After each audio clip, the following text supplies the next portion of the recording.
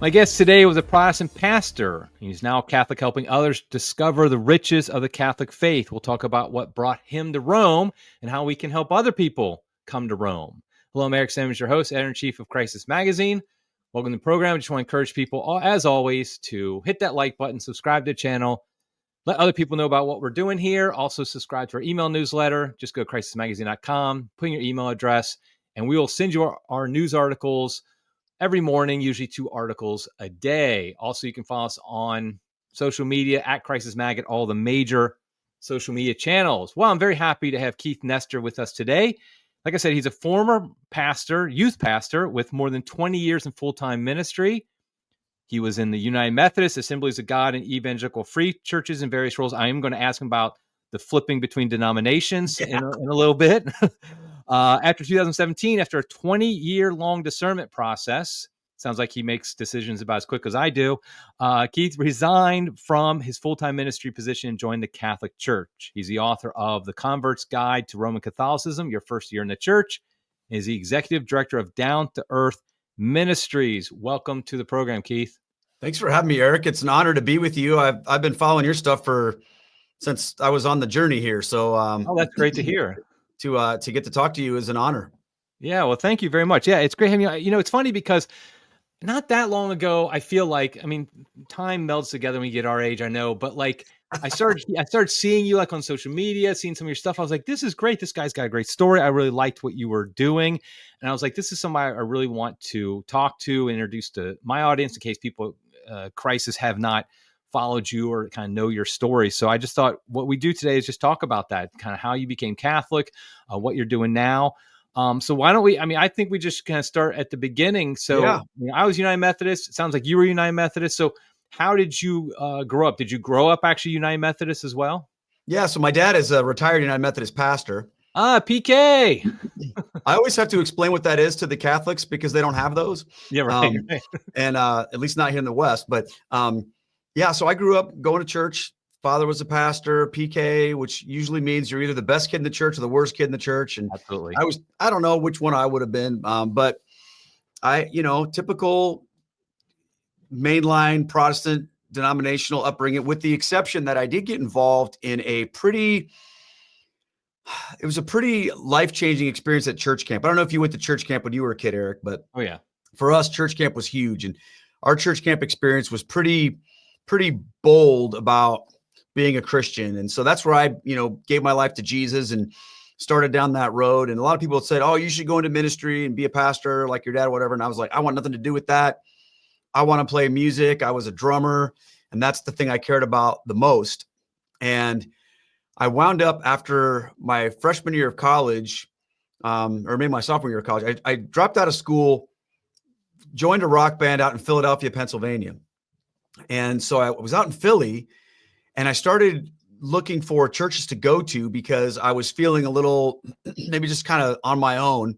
I was maybe 19 years old and far from home, and thought maybe this will give me more of a connection. So I started going to a Calvary Chapel church out there, and really fell in love with the verse by verse expositional preaching, which wasn't something I'd ever been around growing up in the Methodist church. My dad's a great preacher, but it was always topical, And so I, as I was going to this Calvary Chapel, I found myself just getting more and more on fire for studying the Bible and for getting into the Bible. And our pastor out there was an ex-Catholic, and he would kind of get his little digs in against the Catholic Church every once in a while, as a lot of ex-Catholics do.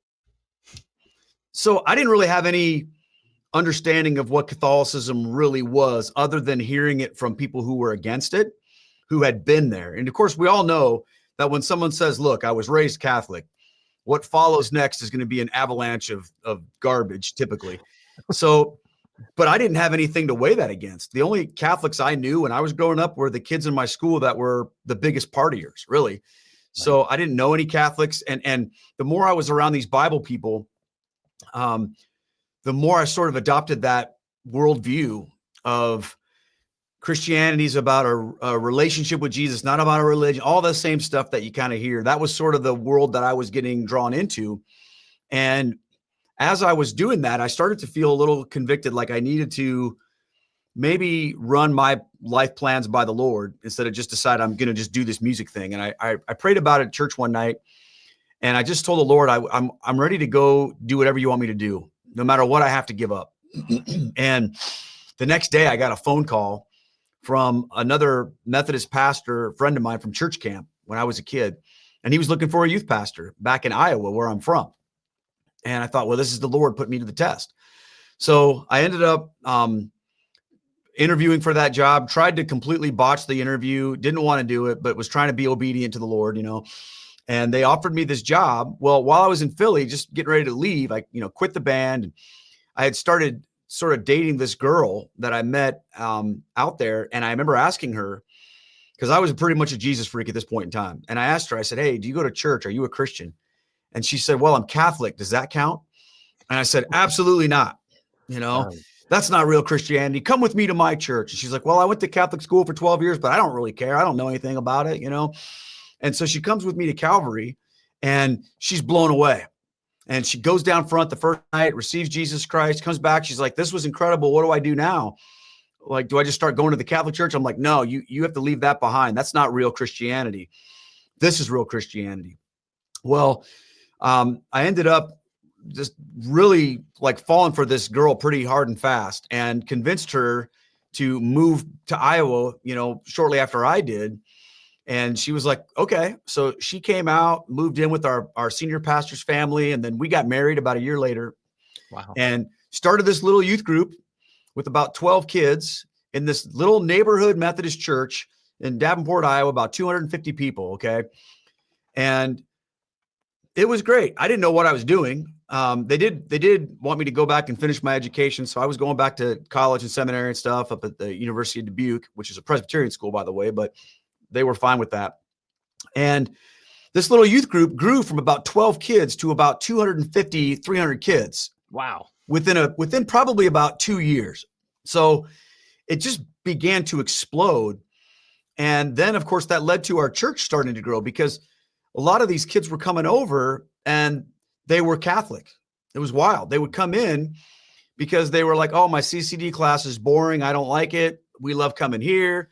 And a lot of the parents were just like, hey, if our kids come here and they want to be here, we should just go to church with them. What do we care? So every week my other pastor and I would meet with these families that wanted to join our church. And the story was almost always the same, Eric. Yeah, we're Catholic, but our kids want to come to church here. They always fight us to go to mass. So what do we care?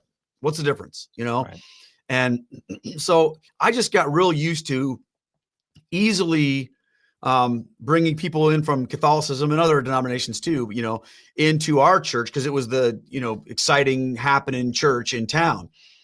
Well, I needed to get some graphic design work done for my youth ministry, and I didn't want a 7th grader to do it. So I went through the Yellow Pages, and I just happened to find this guy in the Yellow Pages who was a designer. And I called him up. His name's Devin. And we talked a little bit, and he said he would like to show me some of his work. So I agreed to have a meeting with him, and I went over to his house to look at some of his work. And when I was walking up to his front door, I noticed he had these statues on his porch, Virgin Mary, Joseph, guy with a parakeet, on his shirt or on his shoulder, whatever, St. Francis. And I went into his house, and it was like the most Catholic looking thing I'd ever seen in my life. The bowl of water, icons, statues, everything. I was like, where am I, And we sit down and start talking. And it became very clear to me that this guy was on fire for Jesus. And so then my mind starts working here. Like, wait a minute, I'm on fire for Jesus, but we're in this Catholic place. So I just started to grill him about it. I said, hey, tell me about your faith. I want to hear. And he starts telling me about his relationship with God. And I finally just stopped him. I said, hold on a minute, man. You love Jesus like I do, but what's with all this Catholic stuff? And he just laughed. He was like, well, I'm Catholic. And I was like, I don't understand. And so we started having this conversation. So I'm thinking I can convert this guy like I've done with all these other people. So I start just going, well, the gospel is about what God has done, not what you do. And, we're saved by faith alone. And the Bible is the only source of infallibility, all the normal things, which honestly, I never even really had to go that deep with most people. And they were just like, yeah, okay. But this guy had an answer for every objection and every question and everything that I was trying to say to him. He had something to say. And I remember at one point he was like, okay, Mr. Bible guy, let's open up the Bible to John chapter 6. And we start going through the whole, the Eucharistic discourse or whatever in John 6. And I'm like, well, that's not what that means, and he's like, well, let's look at what the earliest Christians thought. So we had that conversation. Right. And that relationship led to my being exposed to Catholicism in a different way from someone who actually knew their faith and lived it out. Right. And that relationship, led to a lot of things. And there were a lot of zigs and zags with that, but I thought I was going to convert him and he thought he was going to convert me. Yeah. First of all, that guy obviously went to Catholic Answers website a lot or something. He's been on Catholic Answers, right? Like, I mean, okay. Yeah. So definitely. Yeah. He's one of those guys, and this was like pre-internet. So this was like 1997, 98, something like that. So we're young guys. We're both in our early 20s. We're both full of all this fire for our faith. And we would get in these knockdown, drag-out arguments. But he's given me all this material from Catholic Answers. He gave me Scott Hahn's conversion story. He gave me, Born Fundamentalist, Born Again Catholic by Curry. He gave me all these different things. And I start devouring this stuff. Honestly, Eric, looking for how I could defeat it. Right. And I would go up to my seminary professors after class and I would say, hey, I got this Catholic guy I'm talking to. Help me destroy his arguments. Help me in my conversations with him. And the things they said to me were anything but helpful for what I wanted to do, So ultimately, I came to a point where I was trying as hard as I could to disprove all this Catholic stuff. But then there was a point in the journey where I started to kind of go, okay, this isn't unbiblical. This isn't without biblical merit. Because every time he would tell me about where something comes from in the Catholic faith, he would always begin with the scriptural foundations of it. Right. And that was important to me because as a Bible guy, that's what I called myself anyway. I wasn't really that. That's what I thought of myself as at the time. That mattered to me. So he's showing me these different things and I'm like looking at this and then I'm starting to go, wow, you know what? This stuff kind of makes some sense. Actually, this is really amazing. And then I went on a pilgrimage with him. I got kind of roped into this pilgrimage. We went to Rome and went to Medjugorje. I didn't know anything about any of that stuff, but I'm a Protestant youth pastor guy, and taken over to this place. And it really had an effect on me. I got to see actual Catholics in community worshiping Jesus in like an authentic way. And it really made an impact on me, Eric. And when I got home, I was sort of like, what am I going to do with this? Now, my wife, as I've started to sort of have these conversations, I remember she was like really leery of this. What are you doing? Just promise me you're not going to become, I'm like, you're not going to become Catholic, are you? I'm like, of course not. Never would that ever happen. I would never do something like, I'm going to make Devin a Protestant. That's what this is all about. So I was like, okay, I was kind of keeping all this on the inside. But some of these things that he was saying were starting to make a lot of sense to me. And I think that people's journeys, maybe you could relate to this. When you have this journey towards the Catholic faith, there's a point that you usually start with either I don't know anything about it or I think I know things about it, but they're wrong. Then you start to learn the reality of the Catholic faith. And then you sort of move into this place where you start to almost appreciate it, even though you're not Catholic and you say you'd never become Catholic. And then you get into this weird place where you defend it against other people. Oh, that's not what the Catholics believe. They don't really believe that Mary's divine. They don't really believe that the Pope is a perfect person or whatever. And then you find yourself arguing on the Catholic side with your Protestant buddies about that stuff. And then you get to a point where you really want it to be true. Right. And I got into that place, but I was still not sure what I could do about it, Eric, because this was my job. I had all of this stuff happening. My ministry was blowing up, my family, everything. And I had a moment where I really felt like I was being called to the Catholic faith. And I bailed on it, like I was at a church camp service that we were running, and they were doing the communion service, and the Lord just hit me with this, like, no, this isn't the way this is supposed to be. And I just had this moment where I felt like, okay, I'm supposed to become Catholic, but I was too afraid. Right. So I shut it down. I ran the other way for a few years, actually. And I got really involved in like the young, restless, and reformed movement of theology, guys like Mark Driscoll and Matt Chandler and that Acts 29 crew. I never was part of that officially, but that was what I was listening to all the time. And that was the theological school I was coming from. I never would have considered myself like a 5-point Calvinist or anything like that, but that was the type of worldview I was aligning with in terms of ministry. And I stepped away from the Methodist Church for a while, and that's when I got into the Evangelical free situation, sort of by accident. And then the Assemblies of God thing was sort of another fluke thing that happened. I can tell you about that if you want to hear about it. But after a couple of years of doing that, I got offered another job in a big Methodist church in the town I live now. And I moved up here to be the associate pastor of youth and mission. I was in charge of a lot of different things at that church. And I was also the co-preacher. So I would preach to the adults every other week. And well, as you know, the United Methodist Church has been in a crisis, for a long time, and was really, it was coming to a head. This is about 2015-ish. Oh yeah. And I'm still in the whole Bible, theology mindset, right? So my time away from the Methodist Church, I get into this like super conservative theological stuff. And then I come back into the Methodist Church, and I have zero tolerance for like this liberalism that's going on in the Methodist Church. And I started getting into all of these debates and discussions with people in our denomination that are trying to take this thing sideways. And all of the arguments I'm making started to sound pretty Catholic. I couldn't argue from scripture alone, because they were like, well, that's just your interpretation. Right. What makes you so smart? We've got our scholars that say, 2 men can get married or whatever this or whatever that. So then I started thinking about, well, okay, I got to start talking about church tradition.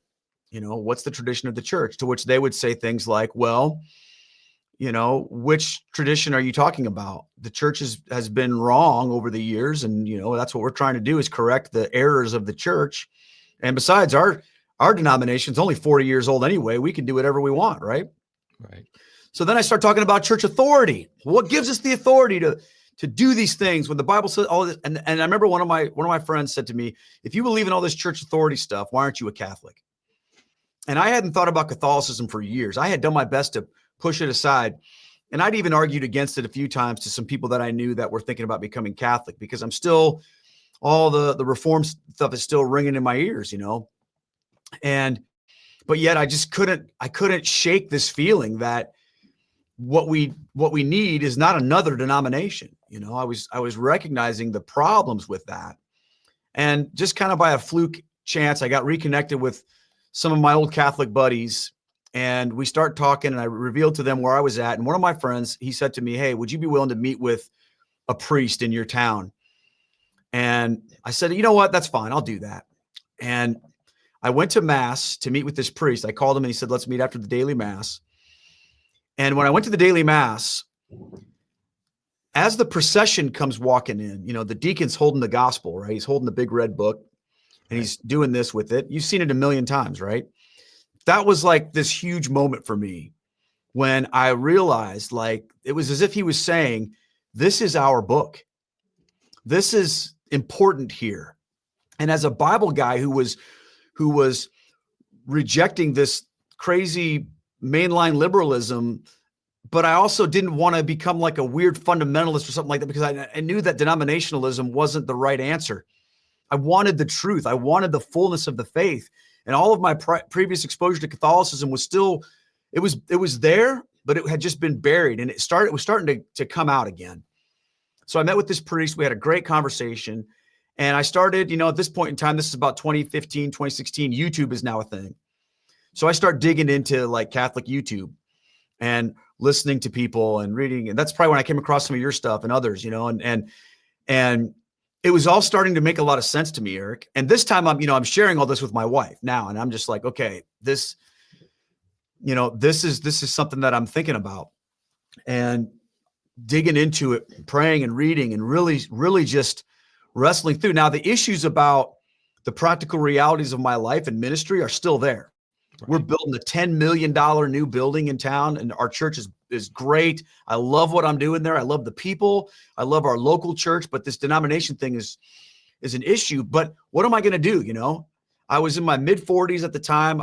This is the only thing I'm trained to do. I don't like what's my life going to look like without ministry? But I got to a point where I was saying, okay, you know what?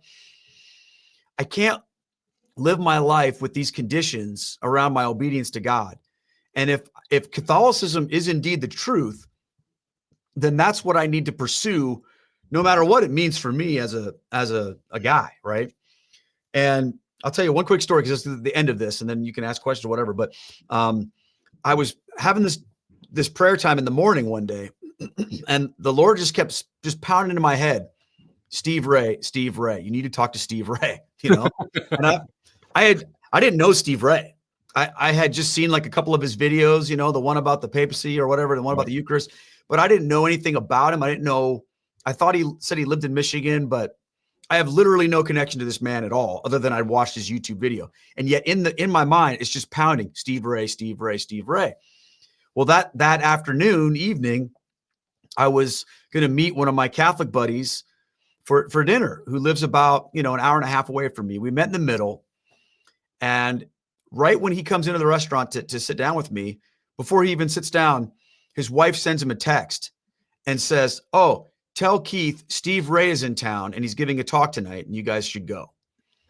And I was like, okay, dude, we've got to go. Like, miraculous things were starting to happen, man. I mean, I had some kind of interesting semi-mystical experiences around the Blessed Virgin Mary throughout this time where I was like getting like, she was after me, And so I was already starting to feel this pull towards the Catholic faith and towards, especially the Virgin Mary. It was really strange. And now this whole Steve Ray thing is happening. So I said, we have to go. So I go, we take off, we drive to this church in Silvis, Illinois, and we walk in, they're having mass. And I go up front to get my blessing. And I just take a step to the right and I just fall on my knees. And I look up at the crucifix at this church at Our Lady of Guadalupe. They have this big crucifix that hangs above the altar. So you're kind of underneath it when you're receiving the Eucharist. And I just looked up at this crucifix and I prayed. I said, God, if you want me, Jesus, to be Catholic, I will do it. But you've got to make a way because I don't know what to do. And I mean, I'm not one of those guys that's like, oh, the Lord spoke to me today and told me to, take a left instead of a right. But from the crucifix, like he spoke to me, Eric, and he said, I am the way, the truth, and the life. You don't need me to make a way. You just need me. Right. Amen. And what I realized was I had placed my willingness to follow Jesus before my own comfort and my own understanding. It's like I had to hear from God what the plan was going to be first.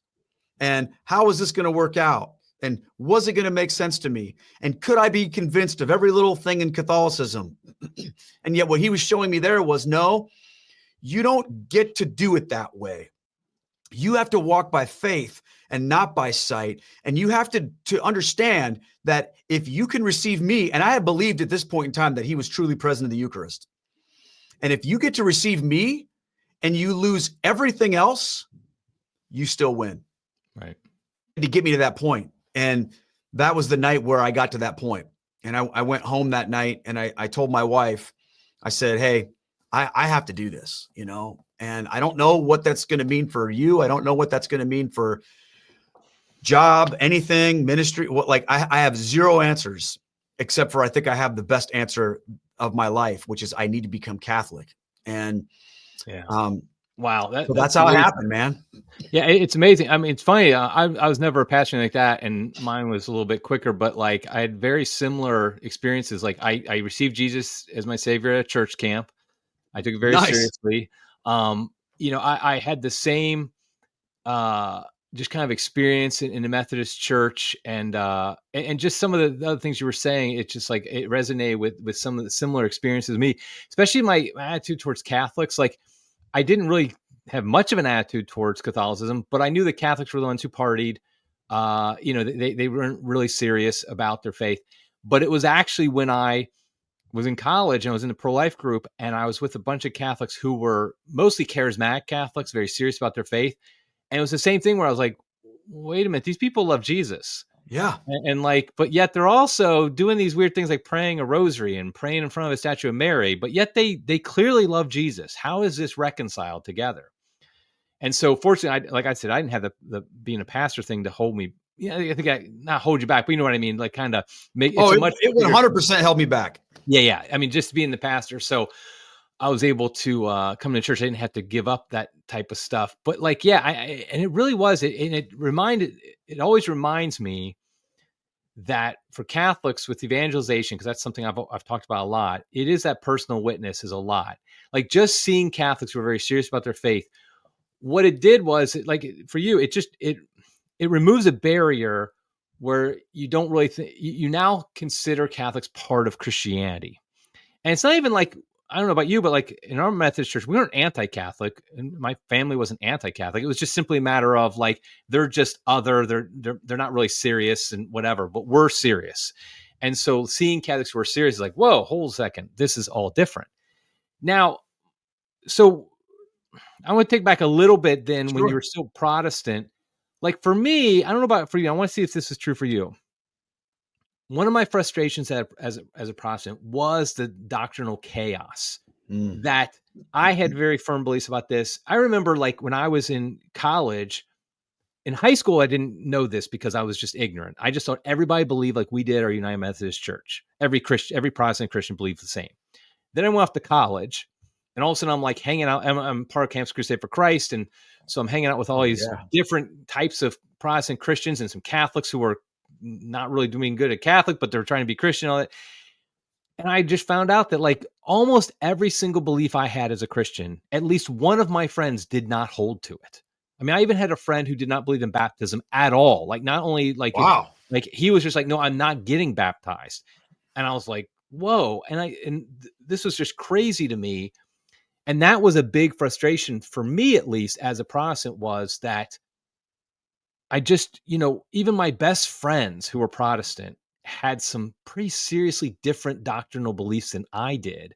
And we consider ourselves like brothers in Christ and basically similar attitudes. But then when we really got because you know how it is in college, well, you dropped out, so maybe you don't know. Well, I ended up finishing. Oh, that's right. You did finish. Yeah. Yeah. But like, you spend a lot of time hanging out and talking. You'll spend, stay up till 2 a.m. talking about these type of things. And when you find out everybody believes something different, it really does. It for me, at least, it kind of cut the foundations out from under my legs. And I was kind of like, I'm swimming here by myself. And that was something that a lot of other factors kind of made me look towards Catholicism. Did you have that experience as a Protestant as well? Just like the chaos of the doctrinal chaos that it involves? Oh, big time. And it's funny because when I was going to Calvary Chapel, they tried to make it sound so simple. Okay. Just open the Word of God and read it. It's right there. It's so simple. It's so easy. But yet, and they tried to create this thing where anybody could just open the Bible and read it. But I quickly learned, it was like, well, what about baptism? What about end times? What about the sacrament? I mean, you name it. And you fall into this place where you go, well, we're going to try to have unity in the essentials, but in the non-essentials, we can sort of have, we can bounce around. But the problem was always, well, who gets to define what is an essential? Right. So there was a lot of struggling with that. And especially once I sort of rubbed up against the Reformed crowd, because I had a buddy of mine who was he became a Calvinist. He wasn't a Calvinist when I met him, but he became a Calvinist. And you know how that goes. Like once you read Chosen by God by R.C. Sproul, you just become a freak, right? Yeah, so right. He went that way. And so every time we would talk, it was all about the doctrines of grace and Romans 8 and all these different things or whatever. And I remember thinking, well, I don't believe that, and then it was like the more I got into that young, restless, reformed kind of crowd, the more they wanted to talk about doctrine and all this kind of stuff. And, I remember when Mark Driscoll wrote his big doctrine book, but I got like Wayne Grudem's systematic theology, I mean, I started to try to figure this out, but I remember thinking to myself, what makes these guys so smart? Because even within that movement, I was recognizing there were fractures. I spent a little bit of time in the E-Free Church. Okay. And in that church, for example, when it comes to baptism, they don't have a clear stance on infant baptism. So if you're, what they say is this, and this just threw me off. Like, if you're a pastor who doesn't believe in infant baptism, you don't have to perform one. Okay. But if somebody in your congregation wants their baby baptized, you have to find someone who will do it. And you don't have to do it, but you have to find somebody else who will. But if you are a pastor who does believe in infant baptism, then that's fine too. And I remember thinking to myself, well, is it either good or is it bad? Like, right. Is baptism one of those non-essentials and things like that? But ironically enough, the people that convinced me of this doctrinal circus and how it wasn't working were not the conservatives. It was the liberals, because the liberals were the ones who could take the scriptures and turn them inside out with their scholars, with their experts, all of that. And also they could challenge anybody. I remember listening to, I don't know if you know who Adam Hamilton is. He's the big Methodist pastor in Kansas City at Church of the Resurrection. It's this giant mega church. He was a conservative that became a liberal. And he wrote a book about, I can't remember what it's called, but it's basically a book about how you read the Bible. And he created this system where you put every scripture into 4 different buckets, verses that are for all people at all times, verses that for some people for some time, some people all the time, and all the people all the time, right? And, of course, the verses about homosexuality, he put for some people and some of the time, And I remember reading that going, where does this get this? Like, right. How does he know which buckets things belong in? So, but he would challenge the conservatives in our denomination when we would talk about biblical truth and things around these issues. He's the one who would say, well, what gives you the authority to hold that view? And then, of course, once you start down that road, you either wind up in my opinion, you either wind up in Catholicism or you wind up just becoming not a believer at all, because you can't live in that place where everything goes. And I certainly lived there. And for me, when I became Catholic, one of the things that has been so refreshing to me is that I don't have to solve all this stuff anymore. Right. I don't have to figure it all out. And I don't have to also worry that some new pastor's going to write some new book that's going to change everybody's, mind about everything. It's no, we go back to the deposit of faith that was passed down from Jesus to the apostles, and we're faithful to that. And that's been such a blessing to me. You probably understand what I'm talking about. Yeah, it really, it's a relief, because it really does become something. I mean, I don't know about you, but I almost got like over scrupulous about my beliefs. Like, okay, I have to make sure that I really do believe this. So make sure I read this guy on this. Make sure I read this guy. Let me reread Romans on this. Maybe look at this. But then I'm like, I'm literally just picking whoever I've heard of, whoever my pastor happened to recommend to me. And then that's when I started thinking, like, but hold on a second. My friend George, he goes to a Presbyterian church, maybe a Reformed church, something like that. And he's got different people he's looking to. And like, why is my guy better than his guy? Why is Wesley better than Calvin? And like that. And it really does. It just gets to be very stressful, frankly, spiritually too, because you're just like, I don't know really what to do. And there is a certain, when you become Catholic, there is this relief of just like, oh, thank goodness, I don't have to figure this out anymore. I just go to the sources and I just say, okay, this is what the church officially teaches. That's fine with me. Now, I will say, and I do want to bring this up. Yeah. And that is, there is a danger, and I've fallen into it myself at times, of starting to get that kind of Protestant mindset when there's debates within the church. Yeah. And I think that's a danger we all have to kind of check ourselves on, that we don't get that kind of Protestant mentality of let's debate doctrines. There are things we can debate. I mean, let's be clear about that. It's not every single thing is defined by the church. It allows for some flexibility in certain areas. It hasn't defined everything. But I do think we have to be careful and just say, okay, what has the church always taught? I'm just going to go with that. I'm not going to try to figure out, reinvent the wheel. And but I think we have to keep that attitude.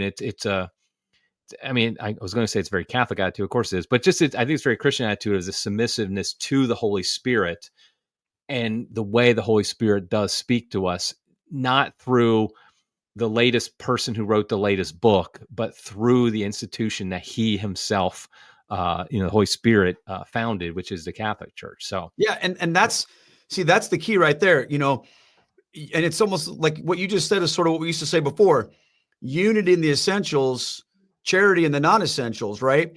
But within Catholicism, we have a definition of what that means. Yes, we know what the essentials actually we know are. There's guardrails around that conversation, okay? Right. Which I think is so important because, yes, the church has not defined every, nuanced idea within Christianity or within everything. That there's not official dogmatic teaching about every little single thing in the world, but there are things that have been dogmatically defined.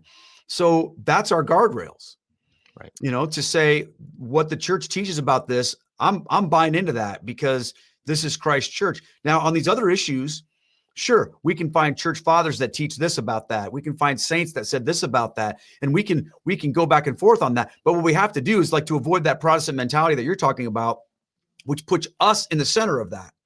Right. To say, okay, well, really, it's up to me to decide one way or the other. As Catholics, we submit to the teaching of the church, and we let the church speak. And I think, sometimes people say things to me like, well, can I become Catholic if I don't agree with everything? And I don't say to people, you don't have to, what I say to them is this: you don't necessarily have to agree with everything, but you have to accept everything. And what I mean by that is you might struggle with some of the things that the church officially teaches in your own flesh, in your own mind, but you must accept them as authoritative and submit to them. Okay. So you can't join the Catholic Church and go, oh, well, you know what? I want to be Catholic, but I don't believe that Mary was a perpetual virgin. I'm not doing that. You can't do that. But you can join the church and you can say, I really struggle with what some of the things that the church says about purgatory, for example. As a former evangelical, I don't quite figure all the stuff out. Why I don't get it all, and it's hard for me. But the church teaches it, therefore I accept it. Because sometimes the understanding, I shouldn't say sometimes, it's usually this way in my experience. The understanding comes from the grace of acceptance. Right. So when you submit yourself to the authority of Jesus Christ and his church, the Holy Spirit, what's the job of the Holy Spirit? To guide you into all truth and remind you of what Christ said. Well, that doesn't all come to full fruition the second that you go, oh, I think the Catholic Church is true. But as you receive the sacraments, as you go down that journey of faith and obedience, the grace that you receive, I've seen this happen in my own life, Eric, where things that I sort of struggled with in the beginning or on the journey have completely worked themselves out. But I had to work them out from the inside, not the outside. Right. Yeah, it really is. I mean, a great example for me was the Blessed Virgin Mary. It was through praying the Rosary that I became Catholic, but I struggled for a long time to really understand the role of Mary in salvation history, to really to really feel comfortable with Catholic devotions to her. It's not that I didn't do some of them. I honestly, okay, I'll admit this. I had times where I would pray and I would say, Lord, if this is not okay to do, let me know somehow, but I'm going to ask your mom for some help here. Yep. If I'm not supposed to be doing this, give me a sign or something. That's just natural. Now, of course, after 30 plus years, that doesn't, I don't make that stipulation anymore, but it's much more natural. But I think that's like you said, but it was an accepting. I did accept, though, before I became Catholic, was the idea of, okay, the church says this is okay. And so therefore I'm going to accept that it is, but I mean, baptism was the big one for me, that it was beautiful not to have. There's zero debates within Catholicism about baptism. We know what it's been defined exactly. Yeah. What does it do? How do you do it? I mean, sometimes you'll get priests or whoever will do a baptism wrong, but that's even clear cut. Okay, they just didn't follow the rules, so therefore they did it wrong. Yeah. But it just there's no debate about that. Now, okay, something I got to ask about is when I became Catholic. Okay, so my dad, he was very much the old school from the, grew up, in the 40s, 50s, very quiet, didn't, like that. And when I was at college, he never once called me. There was no texting like that. He never once came to visit. And that was fine. It was my responsibility to call him or to come visit. He just was like, okay, you're on your own, dude. He called me up and came up for lunch one time. And that's when he found out that I was becoming Catholic, because I told my mom. And he was like, he's very concerned, talked about how he almost joined a cult too when he was in college. And he called it a cult? Yeah. My dad's a good man, but yeah, he grew up in the South. I mean, he grew up in Kentucky, and to his credit, he never disparaged the Catholic Church ever growing up, in front of us. He never said anything. But clearly, when I said I was going to join the Catholic Church, that's when he was like, he thought it was like a cult. And he wasn't a pastor or anything like that. So I have to ask, like, your dad's was actually a pastor. Yeah. How did your parents, your dad, feel about when you said, "Hey, I think I'm going to become Catholic"? Or have you told him yet? No. We've had conversations about this over the years, because when I first was starting to get into those fights with my friend Devin, I would talk to my dad about it. Mm-hmm. And I'd say, "Hey, how do I defeat this Catholic guy?" And my dad is like a pretty brilliant guy, and he would talk about this deep theology and stuff like that. But we'd have these conversations, but then when I started to get to that point where I was like defending the Catholic faith to him, I'm like, yeah, but this, like, he's just like, no, that's not true. This, no. But when I finally became Catholic, he was more worried about me and my life. It was kind of a hard time for our family. My mom had passed away from cancer right around the time I was making this decision. So our whole family was sort of going through this big upheaval. It was really, really hard, So he had a lot of things on his mind besides what I was doing. But over the years, we talk about it sometimes, but we never had like a big knockdown, drag out. You better not become Catholic. We've had some pretty heated conversations in the aftermath about theology here and there. But, my dad, he loves me. I love him. We get along. And, we're at the point now where he'll say, well, what's going on with Rome, or what's happening over here? But we're not like adversarial about it as much anymore. Yeah. For my parents, it was when they saw I still loved Jesus after I converted. And that's when you could tell they were like, okay, this guy's still about, it's still about Jesus. And of course, when they had grandkids that were Catholic, you can't not love your grandkids. As you and I were speaking beforehand, we both now have our first grandchild recently. You got to love your grandkids. And it's funny, my first book was about Jesus in the Gospel of Matthew. And it's Catholic, it's not, but it wasn't about like Catholic apologetics and like that. It was just about Jesus, how he's presented in the Gospel of Matthew. And I bring in a lot of church fathers like that. And my mom was just so proud, and she was so happy, even though it was like Catholic. She gave it. I mean, she would give it to her friends, and everything like that. So that was a good thing that over time.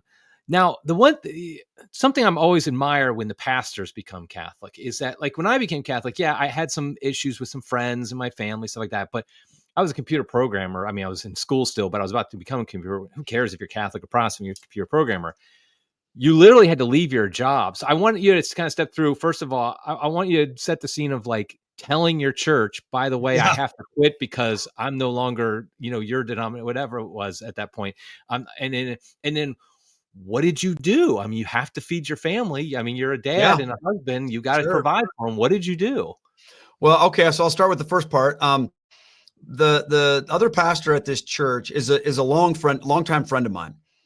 And I had told him when I had first kind of started going down that road after I met with that priest and I was feeling drawn towards Catholicism, I sat down with him and I said, hey, his name's Mike. I said, hey, Mike, I'm feeling the pull to become a Roman Catholic. And he was like, what? He's like, that's crazy. His wife is an ex-Catholic and her whole family's Catholic. So he's got kind of the bad view of Catholicism, even though his wife's family is super devoted, but he's too smart for that, or whatever. But in his mind, so he's like, "Oh, Keith, we'll get you out of this." And he challenged me to preach a sermon series on the history and nature of the Christian church. And I told him, I said, "You might not like the stuff I'm going to say."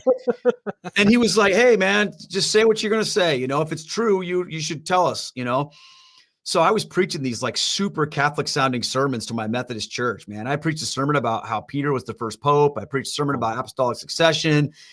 I had the mystical experience I was telling you about that I sort of had around the Virgin Mary came in 2016. I was preaching an Advent sermon in Luke. And when I was in my office writing, I was, going to preach on Luke 1, the Annunciation, or we just called it Luke 1, but she like came to me, man, like in my office. I was writing this sermon, and whenever I would like see anything about her or read what she would say, I just began to cry like a baby. I'm sitting in my office like a baby, bawling my eyes out, writing this sermon about the Blessed Virgin Mary. And I got up that Sunday and I preached about how Mary's the new Eve, the new Ark of the Covenant. I talked about church. I quoted church fathers on that. I talked about how she's the woman of Genesis 3:15, the woman of Revelation 12. This was a Catholic sounding sermon, but I never said this is Catholic. I just said, this is what's in your Bible. And so when I finally went and told him, "Hey, I'm doing this, I'm becoming Catholic," he had a little bit of a runway, but they still were very much in shock. I wrote a letter to my church about what I was doing, and the church council rejected it. They were like, "We can't say that, Keith. You need to redo that," because it was a little aggressive on the United Methodist Church has become apostate, unbiblical. You need to get back to the church founded by Jesus Christ, the Catholic Church. Therefore, I quit to join the Catholic Church. They're like, "We can't quite do that." But I stayed there for a couple of months to help with the transition as I was on my own journey into Catholicism. And it was hard, man, because I love those people and they love me. And I loved what was going on. I mean, my last Sunday there was the day that we put shovels in the ground for the brand new building that we were building on the outskirts of town. And it was all this excitement around that, and I'd helped with that building to design it and all of that. And now I was leaving and they were hurt. They were sad, they were like, what are you doing? And I had to have lots of conversations with people about it. And some of them were willing to do that. And some of them just thought I'd lost my mind. So it was hard to walk away from, yes, the income. That was my job. That was everything. 22 years in ministry was my career. And it was hard to walk away from the people and from the identity. But what I was walking into, I knew was the truth. And I just had this overwhelming sense that everything was going to be okay. Not from a financial perspective. Like I wasn't sitting here going, all right, God's going to bless me with all this money or whatever. But I came to this place where I was like, I don't care anymore about that. Like I wanted to follow Christ into his church. And if that meant I had to go work at a gas station pumping gas, if I got to be a Catholic, that was a win. So I let that go. And then, so what did I do practically? Well, my wife, she has been a professional photographer for a long time. She's an exceptional photographer. And we had started our own photography business in like 2010. And, that's what she was doing while I was a pastor. She was, taking photos, and I would help her with that. I was getting into that a little bit too, kind of on the side. But I just rolled right into the business and I started doing photography full time. After I became a Catholic. I didn't do YouTube. I never got into this. I always need to say this to people because of what I do now, but I never once in a million years thought, hey, how can I turn being Catholic into a job? That was the last thing on my mind. My priest sat me down. He told me, he said, Keith, people are going to try to get you to do stuff because you were a pastor. Keep a low profile. Don't do anything. Just give it a year of just being Catholic before you do anything like that. And I was totally cool with that, right? I didn't want to do that. That's what I let go of to be Catholic. So I was just like the dude, I was working on my business all the time, honestly. Like I had to try to build that up. And then I ended up taking another job at the same time working for one of our photography lab that makes all of our like albums and canvases and stuff. They hired me to basically be like a consultant to other photographers. So I would travel around the state of Iowa and, meet with photographers and help them with their business and their process and teach them how to sell stuff. And hopefully they would buy it from our company if I was teaching them how to do that. So I just went into the business world, and that's what I did. And, but it was so weird. People say, oh, do you miss being a pastor? Did you miss that? The truth is I didn't miss it at all, because like the Lord gave me a new identity, and it was beautiful. I got to go to mass and just receive. And I'm not trying to like make it all about me, but I felt like I'd been on this journey for so long, and now I was finally home. And the Lord was just saying to me, come sit and rest. There'll be work for you to do later, but for now, this is what you need to do. Just be. And I had such an incredible time in that year. I had no idea that a year later I was going to be writing books and traveling all over the place and speaking and making YouTube. I had no idea of any of that. But that first year was all about just resting and being Catholic. And man, it was amazing. Yeah, I think, the St. Paul model is a good one for converts, and just not to be too quick to be telling everybody else things until I always joke I have my 5-year rule. I don't really talk to converts, until they've been Catholic 5 years. I mean, as far as like publicly promoting them or talking about they talk about their story. I'm not saying they can't say anything. I'm just saying that there should be a certain sense of, okay, I'm just learning the ropes here. I remember I gave a talk at my parish, like, I think it was like 2 years or 3 years after I became Catholic. And even then I was kind of like, I don't really know what I'm talking about here. It was a Bible thing. And I was just like, and I wasn't really that comfortable. It took me some time, and because you really do. And I want you to actually talk about this, is that there's a huge difference. At least I found there was a huge difference between thinking about Catholicism, looking at Catholic outside, and then living as a Catholic. Like when I became Catholic, 1993, I knew nothing about Catholicism, I feel like, and yet I still became Catholic. I mean, at the time I thought I was an expert on it because I read, This Rock Magazine, Catholic Answers. I read Carl King's book. I'd listened to Scott Hahn's tape, all this stuff. But like, really, I knew nothing compared to, and I still know nothing in the grand scheme of things, but compared to then, I know a lot more. Did you have that experience too, where it's like, actually living as a Catholic is not really, it is, but it isn't. I don't know how to explain it. It is, but it isn't what you expected. Absolutely. Honestly, that's what my first book was about, because I realized that the Catholic Church, it's kind of like a church building with beautiful stained glass windows. You don't really notice how beautiful they are until you're inside. Because that's when the light shines in and you're looking at from the inside, you see what they were intended to look like. The Catholic Church looks completely different from the inside than it does from the outside.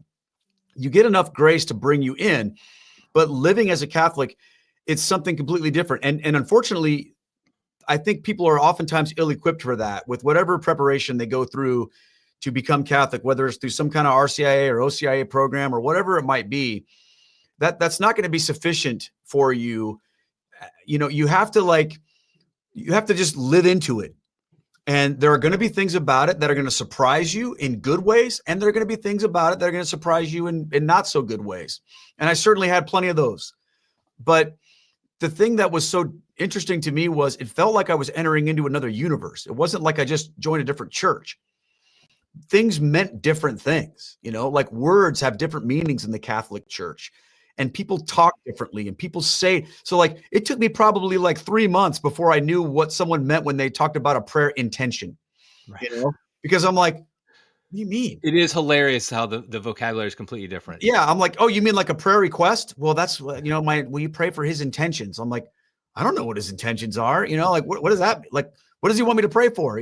Just some of the cultural things. So when the Lord really put in my heart to write this book, and when he had done that, I hadn't given a talk. I hadn't done one. I think I had given one talk in a church in Davenport to my buddy's church, who was like, you got to come talk to us. Cause they were all with me on that first pilgrimage and they wanted to hear the story. So, but the Lord just like, and then people have said to me, are you going to write a book someday? No, I'll never write a book. I'm not that smart. I'm not an academic guy. I don't even like to read books, So it just downloaded into my brain this idea of the Convert's Guide to Roman Catholicism, your first year in the church.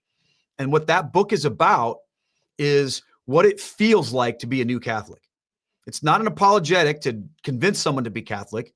It's not a theology handbook about the deeper meaning behind all of the different dogmas. It's kind of like, okay, you just got dropped off after RCIA. Now what do you do? How do you, so it's topics like coming out as a Catholic. How do you tell your friends that you became Catholic? Like, what do you do about that? How do you look for a parish? Church shopping looks a lot different in the Catholic world than it does in the Protestant world. Yeah. Lots of different things, like which devotions should you do as a new Catholic? What's the Mass all about? Explaining the elements of the Mass, but really ultimately, like, what's it like to be part of this ancient family that is full of all different kinds of people that now are your family?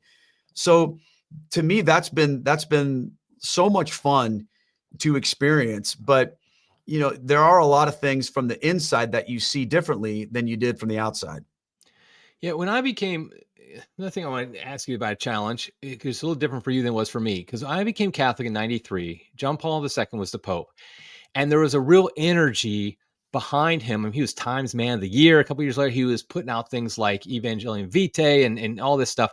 And there was a ton of converts in America. I think it was like 150,000 a year were happening at this point. We were like, okay, we knew that there had been some issues in the 70s and 80s with Catholicism and not that great. We knew there's some lingering, but we're on the ascendancy. We're taking over. And then then 2002 comes with the scandals and everything. And there's a real revelation that, okay, all isn't that great inside the church after all. I had been Catholic at that point for 9 years. And so for me, I was kind of prepared for it. I was like, okay, I can handle this, whatever. I never really shook my faith at all. I didn't really think, oh my goodness, this invalidates the claims of the church and like that. But since then, I mean, frankly, 20 some years since then, the church has been in turmoil outwardly. I personally think, in the 90s, it wasn't so great. It just, we kind of had a cover over it at the time. But it's been in turmoil, a lot of divisions within the church, a lot of, scandals happening. There's doctrinal confusion. I know you hear it from your Protestant friends about this, and they throw it in your face, I'm sure, and stuff like that. All the time. Yeah, but you're becoming Catholic right in the middle of it. Do you feel like that kind of made you kind of prepared for it because you already knew what was going on? But I mean, how do you navigate that, the crises and the scandals that seem to pop up all too often within the church today? Well, okay. So I'll talk about how I dealt with it then and how I deal with it now. Okay. When I was coming into the Catholic Church, I wasn't studying modern, and I know people hate to say it like that, but I was like, my eyes weren't looking around.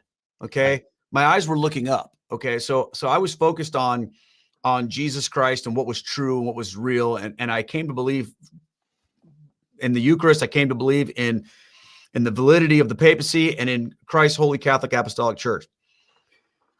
It was, and people would say, oh, well, what about the scandal? What about, what? Here's the deal, man.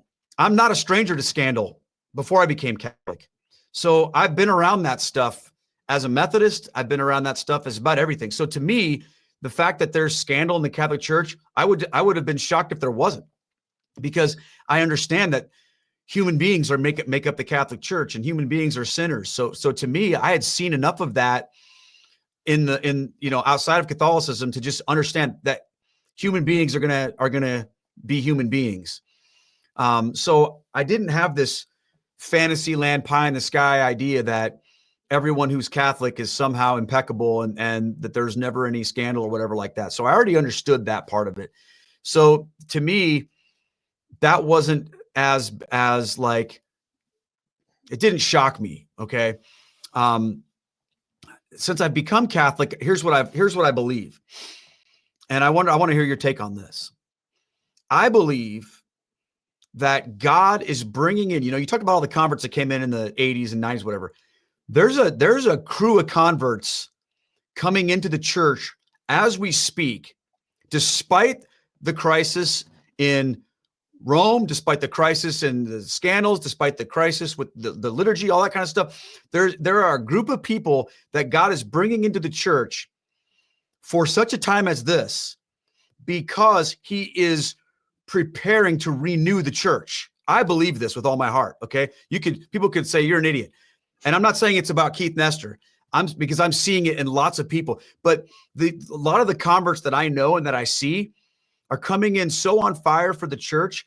Their heart's desire is to be part of God's renewal movement in the Catholic Church. And really, when I say renewal movement, I don't mean something new. I mean something old. Right. I mean a revival of the apostolic faith, a revival of what Christ, holiness, of what God, just being Catholic. And so to me, I kind of go, why did God bring you in at this? And I just go, well, I guess he brought us in because he needed us, which I know that sounds kind of like selfish or like, wow, we're so great. I don't feel like that at all personally, but I feel like when God went to St. Francis of Assisi and said, I want you to rebuild my church, my church is in ruins. I feel like he could have said, well, no, I'm not doing that. This is a disaster. I'm just going to leave. He didn't. I think there's something like that coming, Eric. And I think that there's a group of people coming in that are so on fire for their faith, and they're not deterred by all of the junk that the Catholics are arguing about. Right. They're not deterred by all of the things the Protestants are saying. They're just going, let's do this Catholic thing, So that's kind of how I look at it. Yeah, I think it's interesting because I feel like there's the vibe is similar to the 90s, but in a very different, but yet in a different way. Let me explain. In the 90s, like I said, we had a lot of confidence, a lot of people coming to church. There's this vibe like we're on the ascendancy. And a lot of it was based on John Paul II. Okay. On him. And John Paul II, I admire greatly, but he is just a man ultimately. And it was all kind of on his shoulders of like, okay, because of his charisma, him, striding on the world stage and basically being this major figure he was, like, he's our guy, he's our leader. People are becoming Catholic. I mean, he was instrumental in me becoming Catholic as well. And so there was like this, okay, this is happening. This is happening. We're going to turn, we know things got a little bit off kilter in the 70s and 80s. Now we're going to straighten it. Then, of course, everything fell apart in the 2000s. And it's kind of stayed that way in the 2000s, 2010s. And then, though, I do feel like I can't explain it. I feel like converts are coming out of the woodwork all of a sudden in the past 5-10 years, something like that. Especially in the last 5 years, where it's like, but here's the key difference. So I want to say, so it's kind of got that vibe of the 90s. Here's the key difference. It's not based upon the Pope, whoever he may be. It's not based on Pope Francis. It's not based upon a certain figure in the church. I mean, in the 90s, also Scott Hahn, whom I love, was a big part of that. And he was leading a lot of people. He helped me lead me. And he would be the first to say it's not about him. But like, there's not like a figure, a person that there is a person, but but they're not a human person. Let's make it that way. That's all dependent upon. It's not because we have a super charismatic pope or because we have this bishop or that bishop or a priest or some figure or something like that. It's because of Jesus. And I really think it's because if people were able to see, if people were able to see the truth, I mean, it was easier for me. Let me be honest. It was easier for me to see the truth of Catholic faith in the 1990s because of kind of the facade than it is today. I really do think that. Yet people are seeing it more clearly because of that. Because here's the other reality that we don't like to talk about. In the 90s, a large percentage of those converts left the church. Yes. I know. Yeah. And now I think there's something about like when you join when things are kind of a mess outwardly, you're not going to easily leave when new messes arise because like, no, we're not here to fix it. We're here to, serve God and be his servants. But part of that will include fixing some things. I think that's a huge point that you just made there. And I honestly do feel like I agree with everything you just said. I'm certainly not the center of all this, but I do talk to a lot of converts, and I can't think of anybody who's came to me and said, hey, I'm feeling called to become Catholic because of something Pope Francis said or did. No, I'm not disparaging Pope Francis, but I'm not like, I understand the whole JP thing. I mean, we just got back from Poland. We went to all of this stuff and he was amazing. I remember as a Protestant just being like, wow, when I was in Rome, we saw him, And I'm sure there are people out there who love Pope Francis, and they would say, "Oh, I became a Catholic because of him." I'm not here to argue with them. I'm just saying that wasn't the case for me, and it's not the case for anybody I know personally that has told me that. And in fact, some of the difficulties that people have with this pontificate and the different things, I think have prepared us to be better Catholics, because we're not hanging our Catholicism on a man, Right. And that's huge, because so for example, here's how this plays out in my life and conversations I have with people who are telling me, because I hear this almost every day. Well, I can't be a Catholic because of Pope Francis. Right. Okay. I will say to that person, well, let me ask you this. If Pope Francis were better according to what you think better is, would that make the Catholic claims true?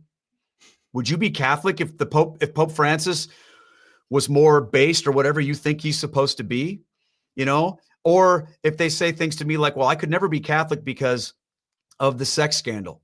I will say to them, well, okay, if the sex scandal had never happened, would that make Jesus Christ truly present in the Eucharist to you? Like, would you believe the doctrines of, because what I'm trying to do is we have to separate what the Catholic Church is and teaches from the human side of it. And the objections primarily when it's about the Pope and when it's about the sex scandal are about human side of it. They're not about the claims of the church, because the Catholic Church never makes any claims that are invalidated. I mean, some people disagree with this, by the Pope or by the sex scandal. So to me, I feel like and there's been times in history when this has been true also. If you can come into the church on fire for the Catholic faith and be as fired up when things are kind of on fire, then how can you be stopped? Right. You're never going to leave. It's only going to get better for us, because I feel like if some of those issues get worked out and there's more clarity and there's more orthodoxy or whatever you want to call it, then it only emboldens us even more. But we have to separate that from, the human side of it when things are bad, and like you talked about, when things are good, because like you said, a lot of those people that came in so fired up about JP2, maybe they haven't been so fired up lately, so they've been like, oh well, I can't be here anymore. Yeah, it was. I knew people like that as well, and like it's not, and that's not saying anything against JP2. He's doing his job. He's just his personality and everything like that. But there was that imbalance in that, and I'll be honest, I was part of that too, because I would like use JP2 as my defense against any argument. And it's like, well, that's not how it works. That's not how Catholicism works. And it took me some time to realize that. But nobody does that today. Nobody uses Pope Francis as their defense of Catholicism to some Protestant or something like that. And I think that's a good thing. Yeah. I don't think I've ever heard anybody do that. I don't know. Yeah. I don't think that's happening. But so my question then for you now is, to Catholics who are listening to this, like they have Protestant friends and maybe they have Catholics who fell away the church. From what you're hearing about people who are converting, coming to church, what are the things that kind of like, what do you do when, like, I guess what is, I'm trying to not be crude. I want to say the sales pitch, but I don't really want to say that. But what are some things that the average Catholic should be kind of in their mind when they're talking to a fallen away Catholic or a Protestant who's maybe interested in the Catholic Church about, hey, I know things kind of might from the outside look like it's a mess, and from the inside it does too, but here's why it's not actually a mess. It's actually a divine institution founded by Christ. Yeah. Well, first of all, I think sometimes we have to reject the premise. Okay. And I know some people might not agree with me on this, but when someone approaches me and all they want to do is bash Pope Francis and say all these horrible, awful things about him, he's this, he's that, he's whatever. I don't always accept that premise. Okay. Now I also don't feel led to become like, his apologist and Pope-splain everything that he says. But what I want to do is get to the truth on those things. So if somebody comes to me and says, oh, the Pope Francis, he wants to start having gay marriage in the Catholic Church, I'm not going to go, well, yeah, you just got to look at St. Ignatius of Antioch and what he said. I'm not going to do that. I'm going to say, well, hold on a minute here. That's not exactly true. We'll point to the reality of what is said. And we can say, there are things about this that we like. There are things about this that we don't like. But sometimes the things that are put out there are so outlandish and they're just not true, to be honest with you. So we have to be willing to give a defense when it's appropriate. So I will defend things that I know are false. Okay. Or I'll defend against things that I know are false. But at the same time, I would also say to someone who is, attacking the church because of a man or whatever, I would say, well, here's the deal. Our faith is not about one person other than Jesus Christ. And there was never a promise that Christ's servants weren't going to be, problematic. We've had plenty of that. We had that in the Gospels. We had that in Acts. We've had that throughout church history. And you certainly, whoever's arguing with me, can to me that in whatever group you come from, there's the same issue. So if you're going to make truth claims to me about your particular, version of theology, and you have people within that sphere, even in leadership, that aren't always the best examples of that, then, you have to explain that too. Well, we don't make the same claims about the Pope okay, let's talk about those claims. Right.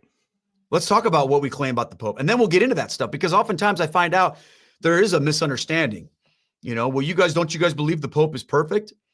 And then you can start having that conversation. Then you can talk about what that means. And then you can even point back to some things Pope Francis has said that bolster that claim. You can talk about when he said that, look, I don't have the authority to ordain women priests. You can talk about some of those things and help people to understand things, hopefully. But right. I always go back to, what does the church teach and what are the claims of the Catholic Church? And I try as hard as I can. And unfortunately, it's hard, because a lot of people, their experience of Catholicism initially is what they see in their local parish. Right. And sometimes they walk into their local, parish, and it looks anything like, or nothing like what they've heard guys like me and guys like you talk about Catholicism. We're talking about this ancient church full of truth and power and the Holy Spirit. And they walk into a, run-of-the-mill Catholic parish in their neighborhood, and it feels like a something completely out of the 70s or whatever. And they're just like, and the priest says something goofy and the music's weird, and people are just like, this isn't what I'm into, So we have to figure out, like, how do we navigate? And some of that stuff is stuff that the church has to figure out. And then some of the stuff is what we as human beings have to deal with in and of ourselves, right? But I always try, when people are attacking, the institution of Catholicism based on what human beings are doing, to get them to make that separation. Yeah, I think there's no question in my mind that the biggest thing that keeps people away from the church isn't anything that happens in Rome or online, I think that it's just the way a typical parish celebrates Mass. And I'm not even talking about TLM, Novus Ordo. I'm just talking about the fact that you walk in, like, here's always been my kind of thing I say is, when I walk in, do I think the people here actually believe what they're saying? And the fact is, a lot of times when you walk in your typical, like, suburban Catholic church, it's hard to say that, because it seems like everybody's going through the motions. You have this, just a weak, tepid homilies. You have, just like, they don't really seem to care. And so many people there just go in and out. And I'm saying this, like, as from Protestant eyes, the thing that scandalized me the most when I first started hanging out with Catholics, and I like, hey, come to Mass. I was like, okay, I go to Mass. Things like people showing up in shorts and a t-shirt, and it's not even a dress code thing, but they leave early, and before it's even over. To me, I'm like, okay, they don't really take this seriously. And, like, okay, this is a funny pet peeve. I don't know if you ever had this, but, like, when I became Catholic, one of those cultural differences we talked about, it drove me crazy that Catholics in the winter kept their coats on during Mass, because I'm like, you don't do that when you go to somebody's house. You take your coat off to say, I'm here to say, I'm not just, like, stopping in and then running out. Unless you are stopping in and running out, you're showing a sign of respect by taking your coat off, saying, I'm here to stay. I'm with you. I'm like serious about this. And yet these Catholics would show up. They all have their coats on. Now, I know Catholic churches don't have coat rooms like Protestant churches do, but still, it bugged me.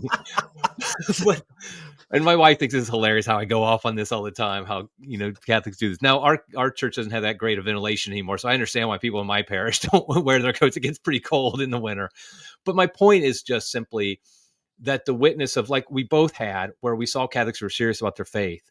And if the parish doesn't really display that, that's far more likely to keep people away or send people away than anything they do in Rome or anything we do or anything like that. So I do think that's something that we have to recognize. And so when a Protestant today becomes Catholic and knows, I feel like there's something, like, here's a challenge I've had. I'll have somebody who's not Catholic who's maybe interested and they want to check, maybe they live in another town, something like that, and they want to check out a Catholic church. And I'm like, I have a hard time just saying go to the local one. Yeah. I don't know. And like sometimes I'll have people reach out to me like online. They'll be like, I'm interested, and they're Protestant, and they'll tell me what town they're in. And I have to do a search to find out, okay, where's the good parishes? Yeah. Which I almost feel bad saying, but I have to say it. And I have to look it up and tell them, well, go to this one and not that one. And then you have to explain why you're saying that, because they are told, hey, Catholic churches, it's all one big happy family. It's not like Protestantism where you're church shopping. You just go to your local parish, right? I'm like, well, it's not exactly true. That is honestly, like what you just talked about there. That's the biggest challenge. Yeah. That's more, and like you said, I like how you said that's more critical to the everyday experience of Catholics and stuff than what's going on in Rome. I believe that. I mean, sometimes one informs the other, but yes, absolutely. But I think that's so true. But here's the other thing. I always wait whenever I, and this maybe, I don't know if this is a good idea or a bad idea, but whenever I run into something in my Catholic life that bugs me or rubs me the wrong way, I always think back and I go, did I experience that as a Protestant too? Or is this just because I'm Catholic? And most of the time I experienced that in Protestantism too. So, right. In all the churches I served, and I'm not trying to be judgmental, but there were plenty of people who were just going through the motions there too. Right. There were plenty of people who were Methodist because that's what they grew up as, and they moved to a new town. And just like you get a library card and a Y membership, you got to join the Methodist church, right? So there were plenty of people who, I like the way you put it, who kept their coats on there as well. And so I have to be careful not to apply a standard to the everyday Catholic layperson that I didn't apply to the everyday Protestant layperson, because it's the same everywhere. Okay. Having said that, there should be, because of what you said about, do the people here believe what is going on here? That's what should make us different. But unfortunately, and let's just be honest, sometimes because Catholics believe certain things, they make it harder on new people. Okay. I'll give you a great example. When you're a non-Catholic and you're exploring Catholicism and you're like, I'm just going to go to mass. I'm just going to go check it out. You're used to walking into a Protestant church and everyone's, hey, how's it going? It's good to see you here. The people are happy. They're excited to see you. And there's life and there's energy. And it feels like a place where you walk in and, it's kind of like, oh, this is exciting. Whereas you walk into a Catholic mass and it's like you walked into a funeral sometimes, everyone's quiet. No one's looking at anyone. The people are praying, right? Which is a good thing. Right. But the vibe is so different because people are like, that's Jesus, that's the Eucharist. You can't, and I've been in arguments with people about, is it really sacrilegious to greet someone, in when they come into the church, when Jesus is truly present on the, in the tabernacle, because he's really, and I'm like, well, I'm pretty sure Jesus greeted people every day when he walked the earth. So I don't think that's going to be offensive to him. I think he's probably more offended when you're, a jerk to someone than he is because you said hello to a new person. But some people are so like, that they just tune everybody else out. Now, so it's just one of those things that if you don't know, you don't know. Right. But I think that by and large, what we have to come up with is two things. This is what I think is so important. We have to be joyful and we have to be devoted. We have to have both of those things. We have to be devoted to our faith so that when we walk into mass, we have the most reverent attitude and mindset. We're there and we can pray and we can be tuned into Christ and we can be, dressed appropriately and we can be like fully zoned in and we've prepared ourselves to celebrate the liturgy. We're ready. And yet at the same time, people can still feel this incredible amount of joy when they come in. I'll tell you a quick story. So we go to the TLM at our parish as well. And that's a whole nother deal how I found that. I didn't even know there was a TLM when I became Catholic. I didn't know there was a difference. I was completely ignorant of the liturgy wars when I became Catholic. I had no idea that there was a difference. Sometimes you wish you still were ignorant of them. Sometimes I do, but we found the Latin Mass because my wife, I was out of town for something and she needed to go to church super early that day. And there was a Latin Mass at 7 a.m. and she went to it. And she called me later in the day and she's like, "Hey, I went to the Latin Mass." I'm like, "What's that?" And she's like, "I think you would really like this, So I was like, "Really? It's in Latin? What's the?" So I just went, never had been to a TLM before. And I was just like, I was instantly hooked on it. You're right. But we went to this other TLM in a church in Des Moines for a trip we were on. And we were there early because we did the rosary with the people there. And then we were sitting there in the service before the Mass started. And everybody was walking in from the front because the church was being remodeled. And there were all these young families coming in and all these people coming in. And when they walked into the parish, people were like excited. All these little kids, they had big smiles on their faces and people were giving each other hugs and they were so full of joy. And it was like, and I remember saying to my wife, I'm like, "Look at how joyful these people are to be here." It was like all of these friends had gathered together and they hadn't seen each other in so long. And they were coming together for the most important thing they were going to do that week. And they all came in and they were so filled with joy. And then they went and then they prayed. And then after Mass was over, and it was a beautifully celebrated, TLM. Then we had this big potluck afterwards and people hung around for hours, just hanging out, talking. I'm like, that's going to convert people, man. Yeah. Yeah. I think practically this is a great topic because there is this balance here because we're not Protestant churches where we don't have a sense of a sacred space. So we just kind of do whatever we do outside church in church. But at the same time, like you said, we're not supposed to be ticked off when somebody new comes in and maybe breaks a few of the rules because he doesn't know the rules. And so I think there's a certain sense of, like when I said being serious, like that these people take this seriously. Like if I go into a church, a Catholic church, and I see people chit-chatting about, "Oh, did you know? Oh, yeah, last week I did this," to their friends. They're all inside the church at the pews doing that. I honestly, I think that sends a signal that they're not really serious about where they are. It's not a special space. Where if I see them all praying, I'm like, okay, these people are serious about this. If it's quiet and all that. Yet at the same time, I think, like, I think my parish does a great job of this because, like, after Mass, people hang out for hours just chatting and stuff. But also when there's somebody new, we're very quick to be like, "Hey, we try to figure out, okay, what's their, I don't think this is done intentionally, but it's like, what's their demographic? Oh, it's a young lady. Okay, let's find the young ladies and introduce her to them. If it's a married man, okay, let's introduce her to the married man, try to, connect them.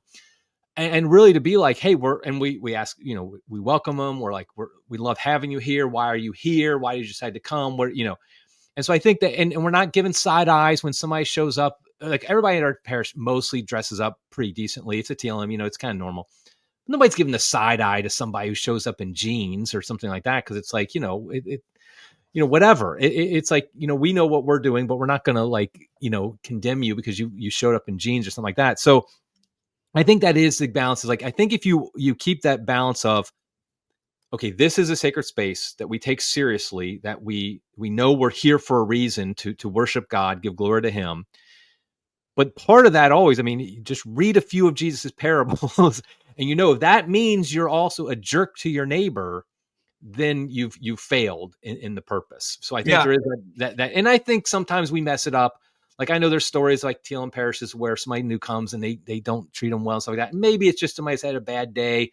Maybe it's just like they don't understand it's a new person. Whatever. I get that. We all do that. I've looked at crying babies before and I shouldn't have. I always tell people, don't do that. You'd be cool when somebody's crying, they can't control their kid. But I've done it myself and I try not to. So I think that's a challenge, but I think we can do it. And I think there are parishes that are doing it today. I think so too. And it goes back to something you said earlier that I don't want to miss. All right. You talked about, okay, what about like the regular, average Novus Ordo suburban church or whatever. Okay.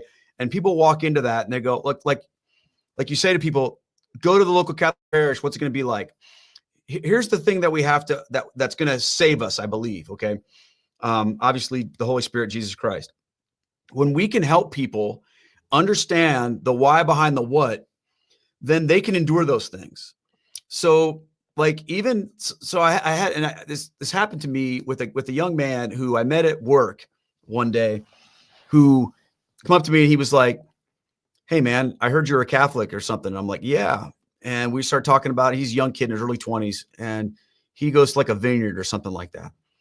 And he was telling me about, yeah, I just have a passion for prayer, and he goes, I just have this vision to start this thing I want to call a night watch, where everyone goes to my church and everyone takes hour shifts to go and be in the church to pray, And I said, really? And I looked at him, I'm like, dude, you're not gonna believe this. We do that every week at my church on Fridays. I said, my wife and I, we go 10 o'clock at night, every Friday night, 10 to 11. He goes, and people are there all night. I said, yeah, they started right after our 12:30 mass or 12:05 mass. And it goes all the way through the day and the night until the next morning mass. And he's like, dude, that sounds awesome. Do you have to be Catholic to go to that? I said, nope. Yeah. He said, can I? And of course I'm talking about Eucharistic adoration, right? He said, can I come? I said, you can come anytime you want, bro. And I gave my number. I said, and he goes, I want to come this week. So this kid drove down, over an hour to come down. I said, meet me in the parking lot at 9:45. I need to explain something to you though. We get there and I asked him, I said, do you understand what Catholicism teaches about, the body and blood of our Lord being present in the Eucharist? And he looks at me like I got three eyes. He goes, I don't even know what you're talking about, man. He goes, I've never once set foot in a Catholic church. I said, okay, let me explain this to you. And I walked through what we believe about that. And I said to him, we're not going there just to pray. We are going there to literally be in the presence of God. So when you walk into this church, you're going to see some people just on their faces. You might see someone on the ground kneeling. You might see someone laying on the ground. Sometimes people do that. You're going to see people reading the Bible or walking around and praying the Stations of the Cross. I don't know what you're going to see in there, man, but Jesus Christ is truly in there. So what you're not going to see is people in there screwing around. You're not going to see people in there on their phones, And I said to him, I said, are you ready for this? Because this is what you've come to tonight. You wanted to pray. You're going to pray in the presence of Almighty God. If you're ready for it, let's go. And he goes, whoa, all right. So just to prepare him, right? So we go into the church and I take a seat and put him where he's going to be, and I'm praying for him the whole time, right? Yeah. After we got done, I go up to him when my shift was over at 11 o'clock. And I said, hey, Braden, I said, hey, it's time to go. And he looks up at me and he goes, is it cool if I stay? And I said, you can stay here as long as you want. And he goes, I might stay here all night if that's all right with you. And I said, you're in God's house, man. You can do whatever you want. He's inviting you. He stayed there until like 3 o'clock in the morning. Wow. And then drove home. And we talked about it. Now, I don't know that he ever became Catholic. I didn't work there much longer after that. But the point is this. When a person comes in understanding what's really going on there, this is the key to surviving some of these bad parish experiences. And I had to learn this. My parish is amazing. Okay. But I'm on the road a lot too. And I go to most of the parishes I get to go to are really good, but there are some where I'll have to go to and it's not the greatest. But the thing that gets me through that and make it just more than worthwhile is knowing what's happening there on the altar. And when people really understand what we're walking into, what we're receiving there in the Eucharist, then yes, the music can be crappy. Yes, the homily can be a disaster. Yes, the people can be irreverent and wearing Crocs and a tank top. And I just have to get my eyes off them and put my eyes on Jesus. That's the same message I used to tell people back when I was a Protestant, when they would say, oh yeah, my parents are hypocrites, or these other people sit next to me, they go to the bar on Saturday nights and get trashed and come to church. Keep your eyes off them and put your eyes on Jesus. Except for in the Catholic Mass, we are actually doing that. So the laity needs to focus on that. We need to focus on keeping our eyes on Christ and focusing on what's true. And deal with what the church needs to do. That they're not really asking me, though. I don't know if they're probably asking Right. you, but they're not asking me my opinion about that. But I have people every day that are asking me my opinion about what they should do when they go to a parish that's less than stellar from that perspective. How do we endure that? We have to tell them what's really going on there. And we have to explain to them that they aren't the most important person in the room. They used to go into Protestant churches where as soon as a visitor walks in, they hand them a loaf of bread and a coffee mug and tell them that they want to be their best friend. That's not going to happen to you in a Catholic parish, especially a reverent mass. You're going to walk in and nobody should notice you because they should be so focused on Christ. So so you tell them the why behind the what. Yeah, When someone complains to me and says, like my kids, for example, when they started coming to mass with me, at first, and even recently, why aren't people greeting us? Why aren't people? Because they're praying to Jesus. Why isn't there a nursery here, Dad? How come the Catholics haven't heard of having a nursery? Why are all these babies crying? Because the families stay together, because we want everyone to be, just recently, my son, my youngest son, we took him to the TLM for Christmas Eve. And, he'd been there before, but on the way home, he said, well, that was interesting. I didn't understand a word of it, because I don't speak Latin. And I said to him, I'm like, do you really want me to tell you why we do Mass in Latin? Why the church does that? And he's like, sure. Kind of being snarky with me about it. Right. And when I actually explained to him about why that is the way it is in terms of the universality of it and in terms of the unchanging nature of a dead language, he was like, oh, wow, that is kind of cool, Yeah. But before he understood the why behind the what, he just goes, this is dumb, And when people walk into Catholic churches and they don't understand the why behind the what, they're like, oh, well, this is just weird. So I'm always trying to tell people, when I'm telling them, look, try to find a good parish, but understand this. Here's what's going to happen when you walk. It might not be this, it might not be that, but this is what we believe. And this is what's happening on the altar, regardless of what's happening around you. Yeah, that's great. That's great advice. I love that. I love the story of the guy, Adoration, too. Before I let you go, I want you to tell me about Down to Earth Ministries. Like, what is you guys are doing? So Down to Earth Ministry is a ministry that is focused on communicating the truths of the Catholic faith in a clear, direct, and impactful manner. So it's kind of more like an everyday Catholic kind of a vibe. I'm trying to explain Catholicism mostly to people who are either considering Catholicism or are brand new Catholics. So I do a lot of things devoted to, I would call them like semi-apologetics. It's not really like the deep level apologetics, but it's more like overcoming basic objections to Catholicism that a lot of people have, or helping new Catholics understand things that they don't get about Catholicism. But I also do a lot of things for Catholics that are kind of, maybe they're a few years into it. We do a weekly Bible study called Unpacking the Mass, where I walk through the readings for the Novus Ordo, because even though I go to the TLM, 90 whatever percent of the people that are watching my videos they go to Novus Ordo parishes. So my goal is to help these Catholics become more literate in their Bibles and to connect what's happening in the Bible with what's going on in the Mass. So I'm going to walk through those readings with them so that when they go to Mass, they already have ears to hear. So those come out on Tuesday nights on my YouTube channel. And then I do a daily rosary that I've been doing for almost 5 years, every single day on my other YouTube channel called Rosary Crew with Keith Nestor. We've got thousands of people from all over the world that pray with us every day. And then I do in-person interviews with people, mostly conversion stories and different things related to that as well. So I've got 2 books out: The Convert's Guide to Roman Catholicism, Your First Year in the Church, and then a book I wrote a couple of years ago called Unpacking the Mysteries of the Rosary, which is really a Bible study of the Rosary. It's kind of like, where is each one of these mysteries found in the Bible, and what is the meaning behind it, and then the application to it. Some of the stuff that I used to do as a Protestant pastor, I haven't shaken off yet, like practical application. I kind of think that's still important. Okay, so, Scott Hahn still hasn't shaken it off yet either, and he's been around for 40 years doing it. So that's okay. So that's the gist of it. And then I do a lot of traveling around for conferences and parish missions and stuff like that too. That's great. Well, I will put a link to the Down to Earth Ministries, and also the YouTube channel. You got some great content on the YouTube channel. To be honest, I had not really followed it, and then when I reached out to you, I was like, I was looking at this, and I was like, boy, this is some great stuff here. Now I got some stuff to listen to. So this Oh is man, I appreciate that. Thank yeah, you. yeah, Thank it's you so very good. much. So I highly recommend it. So I'll put links to that so people can find it as well. This has been great. I appreciate you kind of sitting down with me here and kind of telling your story. It's always, I mean, like I've been Catholic for 30 some years. And so I get jaded like the next guy. So I always love hearing stories of how God is working in people, even today. And like, I'm with you. I do think there's something happening. I think there's something happening that like I said, I've been around for a while and I didn't feel it before, but I feel it.